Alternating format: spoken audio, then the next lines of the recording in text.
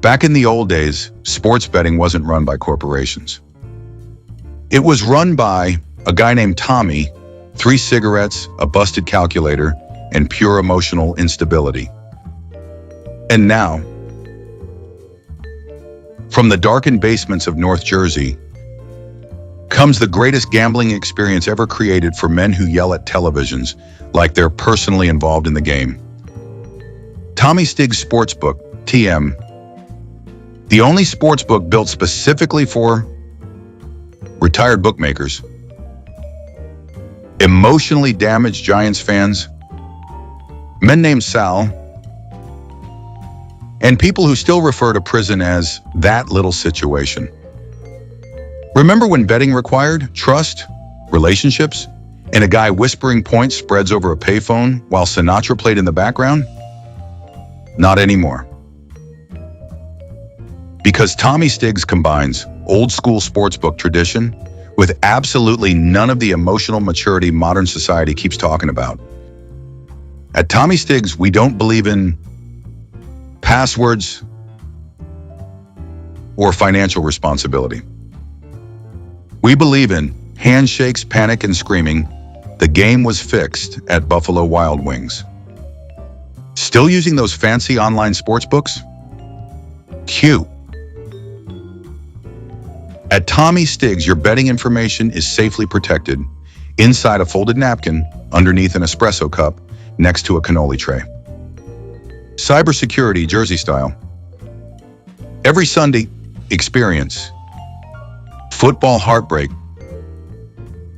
irrational confidence, suspicious referees, unpaid gambling debts, and one guy named Vinny insisting this parlay is mathematically impossible to lose. It will lose. Immediately. At Tommy Stigs, we don't just offer betting. We offer community. Because nothing brings men together faster than collectively losing money on the Jets. And for a limited time, every new member receives 1 free emotional breakdown during playoff season, 2 complimentary arguments about the 1986 Giants, and a bonus uncle who swears he once knew a guy connected to the real Jersey crew. He absolutely did not. Warning. Tommy Stigs' neighborhood sportsbook may cause pacing around the living room, yelling at quarterbacks, blaming referees for personal problems, calling cousins for emergency gambling loans, and saying, "I got a system," while visibly unraveling emotionally. Do not use Tommy Stigs as if financially stable, emotionally secure, or currently supervised by a parole officer. Tommy Stigs is neighborhood sports book. Because therapy was never part of the neighborhood.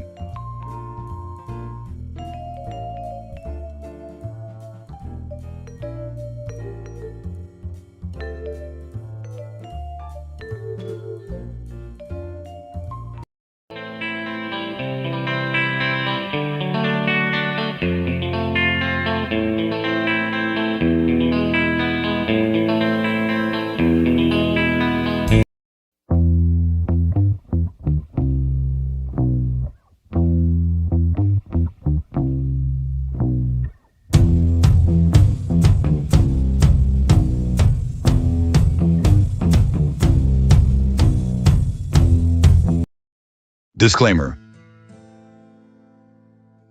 This documentary is intended as historical commentary, cultural analysis, entertainment, and discussion of publicly discussed events, organized crime history, gambling culture, and online media personalities.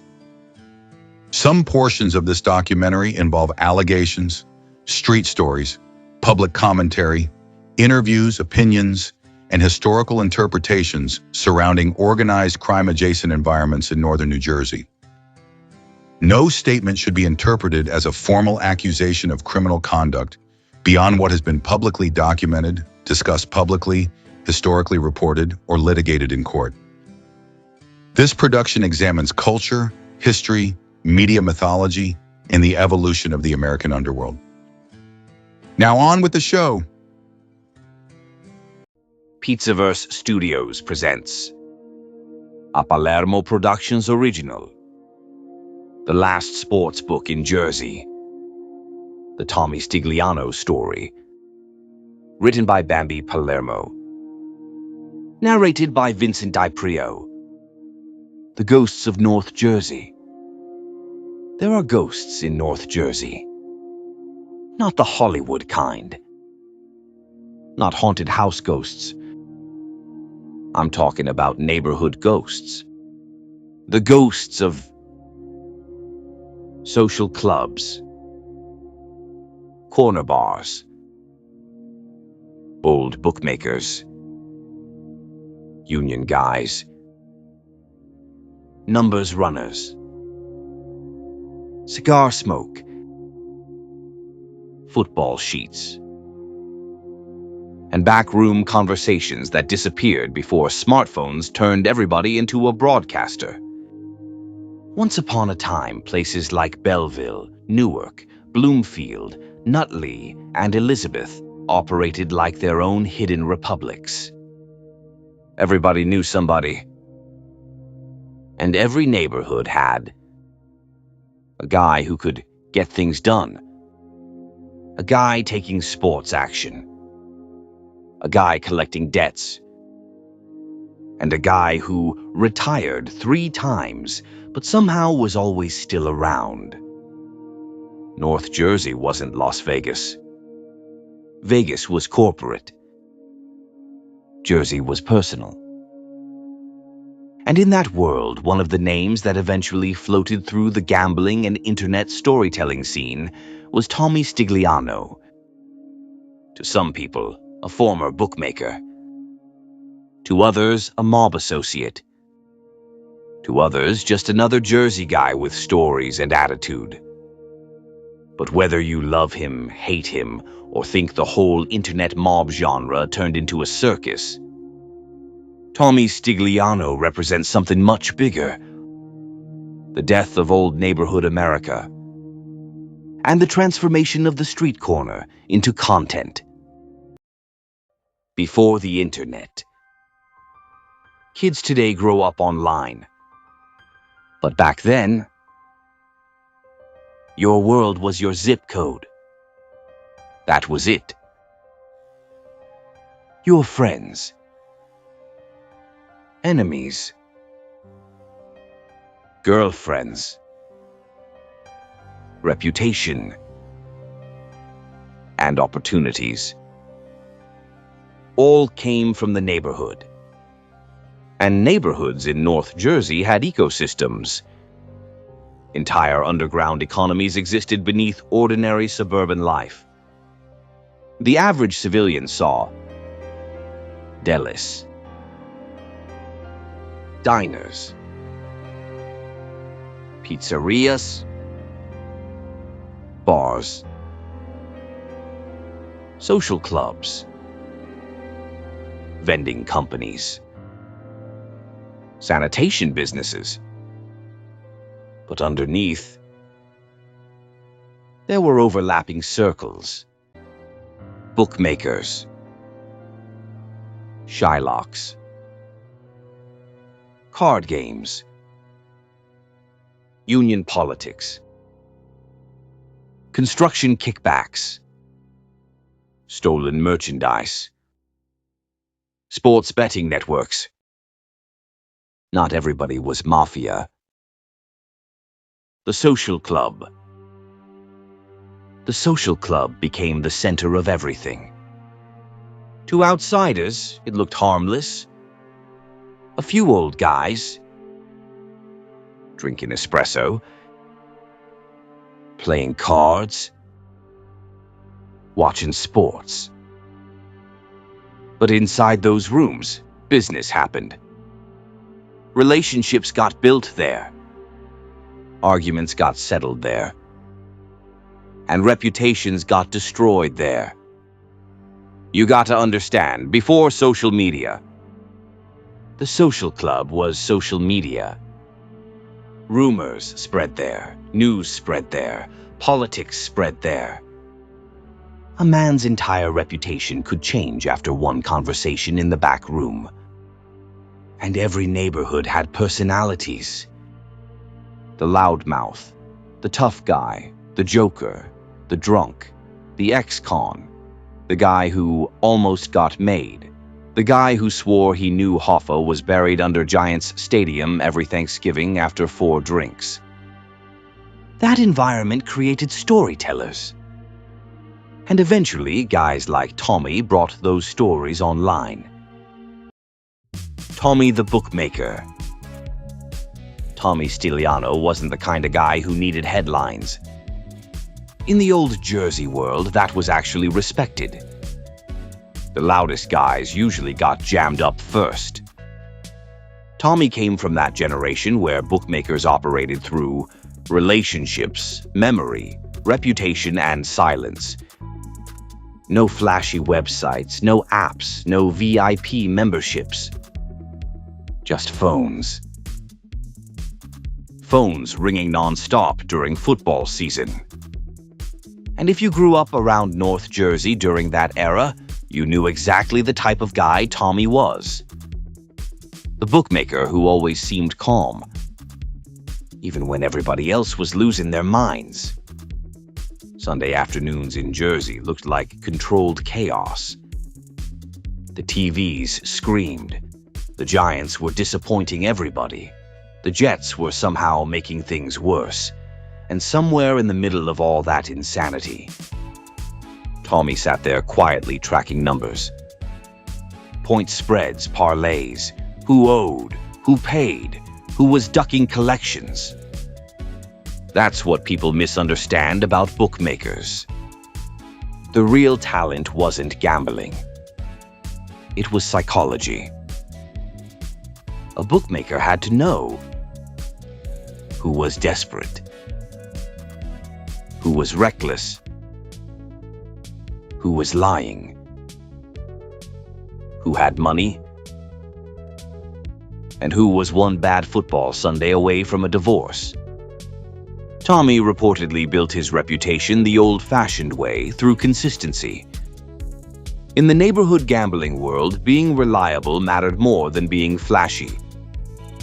Because gamblers panic. And when gamblers panic, they start making emotional decisions.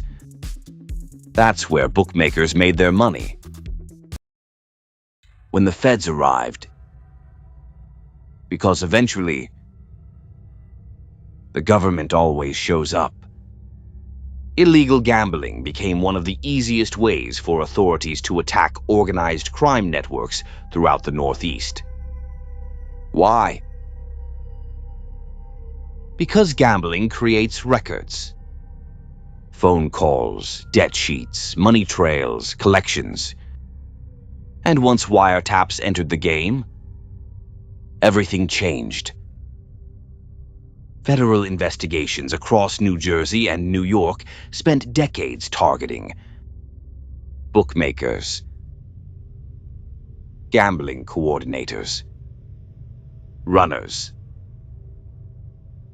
and racketeering structures tied to organized crime groups. Public discussions surrounding Tommy Stigliano reference prison time connected to bookmaking activity.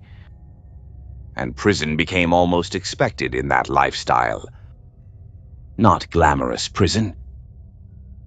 Not movie prison. Real prison. Cold walls, bad food, politics, isolation, paranoia. Some men came home broken. Others adapted. Others turned themselves into legends. And the funny thing? Prison stories became their own form of social currency. Because surviving prison in that generation meant something. Especially in old-school Jersey culture. The internet finds Tommy. What's fascinating about Tommy Stigliano is that he survived long enough to enter a completely different world. The internet era. And suddenly the old bookmaker and loan shark became content. That's a crazy sentence when you think about it. Guys who once avoided attention at all cost were now sitting in front of microphones telling stories to thousands of people online. And Tommy fit naturally into that environment because he already understood something modern influencers don't. People listen to personalities, not perfection. Tommy talks like a Jersey guy, not a polished media consultant. And that authenticity matters now because the internet became flooded with fake personalities. Fake alpha males, fake gangsters, fake motivational gurus, fake bosses. But Tommy, whether people agree with him or not, he feels real. Like the kind of guy you'd meet outside a deli, inside a social club, or sitting at the end of a bar talking about how the neighborhood changed. That's why audiences watch. Not just for mob stories, for familiarity. The performance of toughness. Now here's where things get complicated. Internet mob culture became performance art. Everybody online suddenly knew wise guys, ran crews, was feared, or had hits put on them every Tuesday. Half the internet started acting like they personally whacked Jimmy Hoffa between live streams. And this created confusion. Because real organized crime history is usually boring. It's paperwork, gambling, debt, meetings, conversations, paranoia. Not movie scenes every 5 minutes. That's why audiences are split on personalities from that world. Some viewers see authenticity. Others see exaggeration. Some see survivors. Others see entertainers. And honestly, the truth is probably somewhere in the middle. But the real fascination isn't crime. It's identity. People miss environments where masculinity had structure. Neighborhoods had identity. People knew each other. And reputations mattered. Modern society feels disconnected. So audiences romanticize old street culture, even when the reality was ugly. North Jersey as a dying civilization. The saddest part? That world is mostly gone now. The social clubs, bookmakers, neighborhood bars, union hangouts, and old street personalities are disappearing. Now everything's digital. FanDuel replaced the bookmaker. Discord replaced the social club.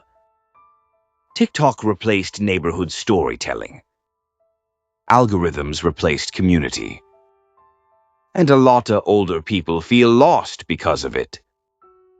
That's why personalities like Tommy Stigliano still attract attention. They remind people of fathers, uncles, old neighborhoods, working-class masculinity, and a version of America that feels extinct. Even younger audiences who never lived through that era feel attracted to it. Why? Because authenticity has become rare. Most people online feel manufactured. Street personalities feel real. Flawed, messy, raw. Human. The last of the old world. Tommy Stigliano represents something bigger than gambling. He represents the last generation raised in physical neighborhoods.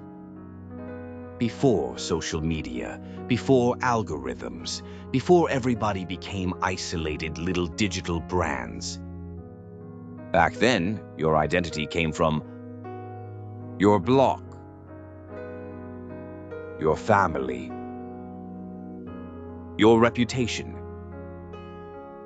your neighborhood.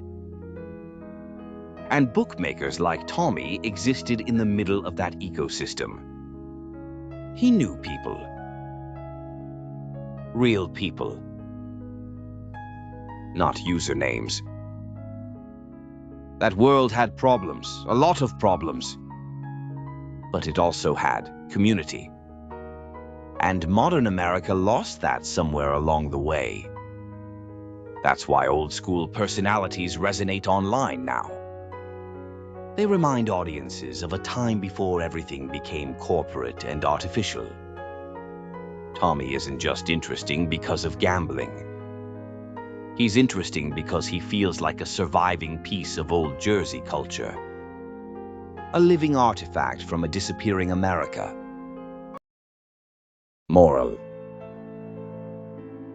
The real story here isn't gambling. It isn't prison either.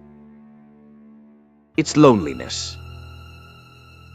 America used to build community through neighborhoods. Now it builds audiences. That's different. A social club forced people into physical spaces together. The internet traps people alone in rooms staring at screens while pretending they're connected. That's why livestream culture exploded. People are searching for digital neighborhoods now. Digital belonging. Digital identity. The livestream became the new cigar lounge. The replay gang became the new late-night regulars. And old-school personalities adapted to survive in that new ecosystem. Tommy Stigliano's story represents that transition. From street corner to internet personality. From loan shark to broadcaster. From local reputation to digital mythology. Tommy Stigliano may never become some giant mainstream celebrity. But that's almost the point. He belongs to a fading American archetype, the Jersey bookmaker, the neighborhood storyteller. The guy sitting outside the deli telling you exactly why the world went to shit. And maybe people laugh at those personalities sometimes. Maybe they exaggerate, maybe they perform, maybe they mythologize themselves. But buried underneath all that noise is a real truth. America lost its neighborhoods, and the internet inherited the ghosts. Every generation creates its own underworld. Sometimes it's built in smoke-filled back rooms. Sometimes it's built through live streams and algorithms. But human beings never stop searching for respect, belonging, reputation, identity, and connection.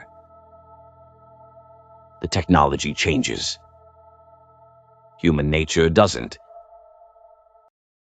If you enjoy documentaries exploring organized crime history, forgotten American subcultures, internet psychology, media mythology, street culture, old Hollywood corruption, hidden systems of power, and the collision between authenticity and performance, welcome to the Pizzaverse. Where the stories are cinematic, the commentary is raw, and the neighborhoods never fully die. Special thanks, Tommy Stigs, to the replay gang, the late-night listeners, the old-school Jersey viewers, the union guys, the truck drivers, the night shift workers, the neighborhood historians, and everybody keeping authentic storytelling alive in the algorithm era. To the people who still remember social clubs, card games, neighborhood bars, Sunday dinners, and conversations that lasted until 3 a.m., this documentary was made for you. From all of us at Pizzaverse Studios and Palermo Productions, thank you for watching. And remember, stay sharp, stay skeptical, stay authentic.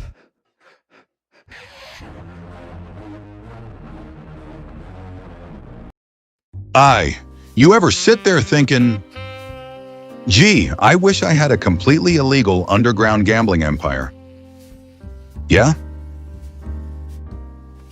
Well, congratulations, sweetheart. Now you can. Introducing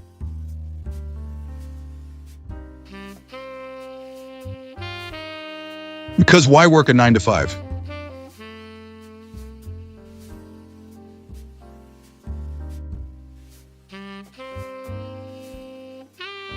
One official lucky numbers notebook, already filled with random digits, fake winners, and just enough confusion to keep everybody playing. 50 pre-printed betting slips.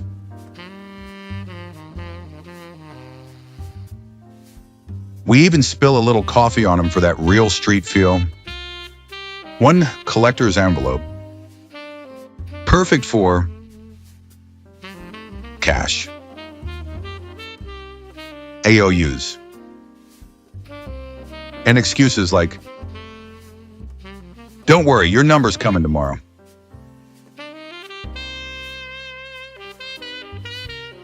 A tiny voice recorder that whispers, the house always wins, pal.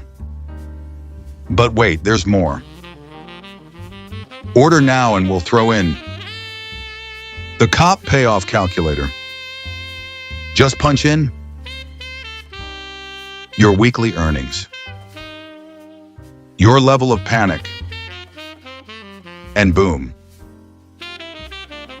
It tells you exactly how much to slide across the table. Warning. May cause sudden wealth, unexpected attention, visits from guys named Sal, and one very angry Dutch guy, not responsible for raids, betrayals, or friends suddenly wearing wires. Listen, you didn't hear this from me, but in Harlem, it ain't about luck. It's about who's holding the book. The Harlem Numbers Starter Kit. If you're gonna play the game, run it. And if things go sideways, you never met me. Capisce?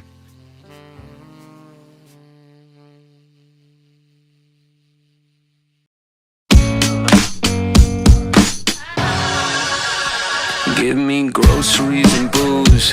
Give me FaceTime with my friends. Give me intravenous news. Little drips of CNN. Give me meditation apps. Text me pictures of your dog. Just give me life. Give me peace. Give me noise. Someone give me fucking zen. Someone give me fucking zen. Space, at least 6 feet. Dig my grave, just as deep. I got sex on my mind all the time. Fuck, scrolling through the internet, time suck. I've been feeling flat like a pancake. I could use a hug or a handshake. I could use some drugs or a band-aid. Cooped up in a hole, I wanna lose all my control. I wanna just go on a rampage. Give me wisdom, give me teeth. Give me vision, let me see. Give me courage to confess. Every night I text my ex. Give me girls, give me boys. Give me life, give me peace. Give me noise, someone give me fucking zen. Someone give me fucking zen. Give me fucking zen. I need something to